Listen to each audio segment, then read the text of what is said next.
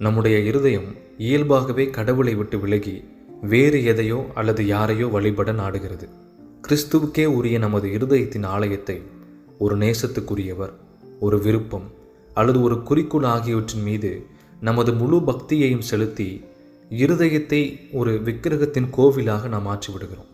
நம்முடைய அன்பின் மீது தேவன் பரிசுத்தமான பொறாமை கொண்டிருக்கிறார். அதை முழுமையாக தன்னிடம் அர்ப்பணிக்குமாறு அவர் கேட்கிறார். இப்படி சொல்லும் பொழுது மனித அன்பை தேவன் ஒருபோதும் தடை செய்யலை.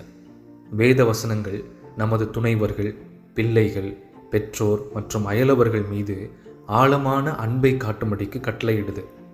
உண்மையான கிறிஸ்தவ நட்பு தேவனுடைய இனிமையான பரிசுத்தமான வரங்களில் ஒன்று. ஆனால் பிரச்சனை எங்கே வருது அப்படின்னு சொன்னால், அந்த பாசங்களை நாம் காட்டுவதில் கிடையாது, அவற்றை தவறாக பயன்படுத்துவதில் தான். இந்த வேதனையான செயல்முறை எப்போது தொடங்குகிறது அப்படின்னு நம்ம பார்க்கும் பொழுது, தேவனை மறந்துவிட்டு அவர் கொடுத்தவற்றில் நாம் அதிகமாக மூழ்கும் போது, நமது மனித பாசம் இயேசுவின் அழகை மறக்கச் செய்யும் பொழுது, ஒரு நேசத்துக்குரியவருடைய எதிர்பார்ப்பு தேவனுடைய எதிர்பார்ப்புகளோடு மோதுகின்ற பொழுது தான் இது எல்லாமே ஆரம்பிக்குது.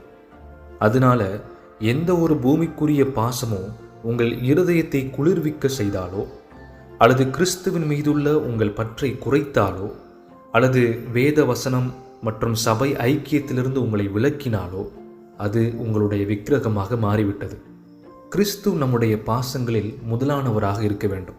அவரிடம் உங்களுடைய இருதயத்தை கொடுங்க. அவர் உங்களுடைய மற்ற அன்புகளையெல்லாம் அழிக்குமாறு கேட்கல, ஆனால் அவற்றை சரியான அழகான ஒழுங்கில் வைக்கவே கேட்கிறார். அவரே எப்பொழுதும் நம்முடைய முதலாவதாக இருக்கட்டும்.